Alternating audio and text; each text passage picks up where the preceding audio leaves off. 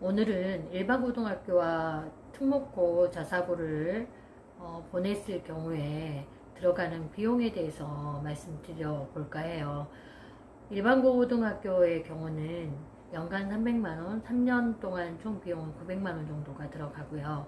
지금 자사고의 경우는 연간 1100만원, 그리고 3개년으로 계산을 해보면 3400만원, 그리고 민족 사강고등학교 같은 경우는 연간 2,500만 원이거든요. 그러면 3개년 따져보면 7,500만 원. 그러면 일반고에 같은 경우는 600에서 900만 원이 들어가는데, 특목고 자사고의 경우는 3,500에서 8천만 원 정도가 들어간다고 보실 수 있어요. 그러면 일반고에 3배에서 많게는 9배까지 비용이 더 들어간다고 볼 수 있죠. 경제적인 부분을 고려 안 할 수 없잖아요. 그래서 저는 사실은 특목고 자사고를 보내지 못한 우리 아이의 능력이 좀 부족한 부분도 있지만, 일반고를 간 거에 대해서는 굉장히 저한테는 훌륭한 선택이었다고 생각을 합니다. 물론 특목고나 자사고의 경우는 중학교의 내신이 상위 10%인 이내인 친구들이 90%, 98%까지 차지하는 거거든요. 그러면 그 우수한 아이들끼리의 어떤 그 탐구 정신이나 또는 수업에 임하는 자세, 그리고 또 그들로 인해서 이루어지는 그런 동아리 활동, 그런 것들이 결국은 아이들을 엄청나게 크게 성장시키는 거는 두말하면 잔소리잖아요. 그만큼 좋은 네트워크를 형성할 수 있는 시간도 사실은 중요한 거니까요. 그래서 특목고 자사고에 대한 부모님들은 충분히 자긍심을 가져도 좋으실 것 같아요. 근데 저 같은 경우는 어떤 경제적인 가치만으로만 이야기를, 비용적인 부분만 이야기를 한 거니까 사실은 어떤 면에서는 단순 비교밖에 안 된다라고 말씀드릴 수 있는 거죠. 그런데 제가 여기에서 저희 아이를 일반고를 보내면서 좋았던 부분은 중학교, 고등학교 때까지만 그나마 부모님과 대화를 할 수 있는 어떤 장이 되는 것 같고요. 스킨십과 그리고 아이의 어떤 그 희노애락에 대한 감정의 변화를 제가 고스란히 느낄 수 있다라는 면에서는 아이하고 좀 더 끈끈해졌다라고 할까요? 아니면 좀 끈적이? 그런 느낌. 그래서 아이하고 소통하는 시간이 3년 동안 희노애락을 겪으면서 아이하고 더 가까워질 수도 있었고, 또 어떤 부분들은 더 멀어졌다고 하는 분들도 있는데, 저 같은 경우는 아이한테 뭘 먹일까? 오늘 뭐 먹이지? 그리고 얘가 어떻게 하면 좀 편하게 해주지? 그런 부분에 대해서 조금은 노력했다라고 봐주시면 좋을 것 같아요. 그러니까 또 이번에 2019년도에 눈여겨볼 만한 게 그 학교생활 기록부에 대한 개선 사항이 지침이 내려왔잖아요. 그걸 보면 일반고 보내는 거가 지금은 또 엄마들한테는 오히려 더 좋은 기회가 되지 않을까 싶어요. 첫 번째는 일반고의 경우에 엄마들 같은 경우는 특목고나 자사고에 비해서 그 우리로 말하면 학생부 종합기록부의 내용이 기재할 게 너무 없어요.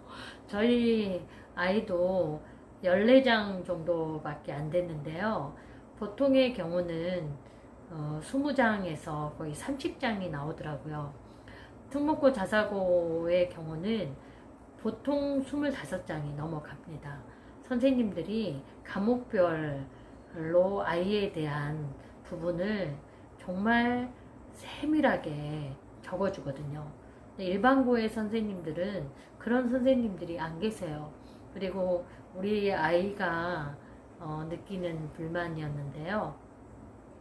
델론만, 그리고 선생님한테 자주 찾아가고 선생님한테 자주 질문하고, 그리고 공부를 아주 정격권으로 잘하면서 악착같이 자기 걸 잘 챙기는 친구들이 이 학생 종합기록부에 쓸 게 많다라고 하더라고요. 근데 저희 아이는 본인과 관심이 없는 분야는 철저하게 외면하는 스타일이기 때문에 자기가 좋아하는 것만 학교에서 벌어지고 있는 행사나 또는 대회에 참가를 했었던 아이였거든요. 그래서 그런 부분에서는 특목고나 자사고에 비해서 일반고 부모님들은 좀 더 열악하실 수 있는 환경이잖아요. 그런데 이러한 그 2019년도에 학생부 기록사항에 대한 지침사항이 일단은 과도하게 많이 적어내는 특목고 자사고의 어떤 그 학생 기록부에 비해서 그거를 의무적으로 줄여놓은 거죠. 그래서 동아리 활동도 한 개만 쓰고요. 그 다음에 자격증 인증, 그 다음에 선논문 활동, 자율동아리 활동 이런 것들이 사실은 제한을 두고 있다는 점은 어떻게 보면 좋은 소식인 것 같아요. 일반고 보낸 어머님들은 완벽하게 저희가 특목고 자사고의 아이들에 비해서는 생기부가 많이 부족했거든요. 그러면 그 지침사항에 그 이면을 들여다보면 결국은 내신이라는 거거든요. 각 고등학교에 공부를 충실하게 학교의 활동에 쫓아가는 애들한테는 굉장히 유리하게 됐다고 볼 수 있어요. 그래서 교과에 대한 내신, 첫 번째도 내신이고요. 두 번째, 세 번째, 어떤 분은 일곱 번째까지 내신이라고 아주 외쳐대시는 분들이 많이 있습니다. 그분들이 교육과정에서 현장에서 앞선 사람들이시거든요. 그분들의 이야기는 첫째도 내신, 마지막에도 내신이라고 하고 계시거든요. 그래서 그러면 우리 자녀의 내신에 있어서 중요한 부분은 뭐냐면, 예전에는 영어 수학을 잘하는 친구들이 전교 상위권 1위부터 5위까지 독식을 하고 있었던 그 상황이라면, 지금은 국어, 영어, 수학, 탐구 과목 두 과목, 그리고 일반 과목, 비교과 과목의 경우도 사실은 전체적인 교과 점수로 평가하는 대학교들이 많기 때문에 그 부분조차도 여러분들한테는 중요한 부분이라고 할 수 있어요.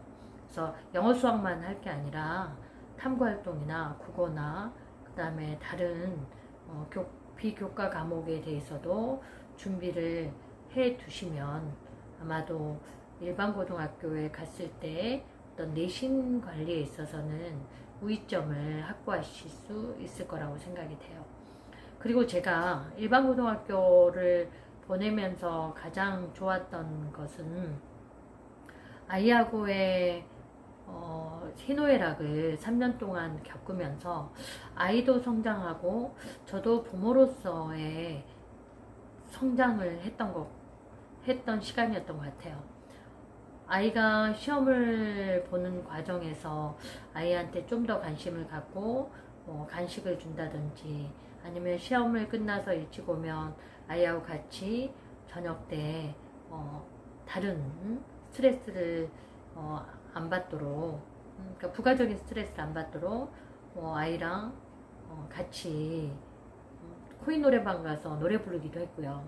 그리고 또 여행도 같이 다녀왔고, 또 아이랑 영화도 같이 보고, 그런 것들이 하루하루가 할 수 있었던 생활이잖아요. 아침에 등교나 하교를 도와주면서 또 아이의 어떤 기분이라든지 이런 것들을 체크하면서 아이하고 그 사춘기 어려운 시기를 서로 같이 보내면서 돈독한 관계가 된 것 같아요. 그래서 그 시기가 돌아오지 않는 시간들이잖아요. 대학교 가면 또 사회에 축소된 사회라고 볼 수 있듯이 대학 가면 정신없이 바빠지잖아요. 그리고 실질적인 저는 독립이라고 아이한테 선언을 했기 때문에 대학을 가는 순간 엄마는 잊어라. 저는 그랬거든요. 그래서 엄마가 고3 때까지만 너한테 해줄 수 있는 그 관심과 정성과 그 다음에 봉사는 고3 때까지다. 그래서 고3 때까지만 했고요. 고3 끝나고 한 달 동안은 숯불구이 고깃집에서 아르바이트를 시켰어요.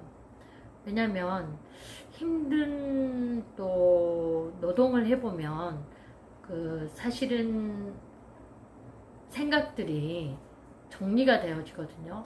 몸이 힘들면 내가 그동안 했던 것들에 대한 생각들을 좀 지울 수 있는, 그러니까 비울 수 있는 자리가 만들어지는 것 같아요.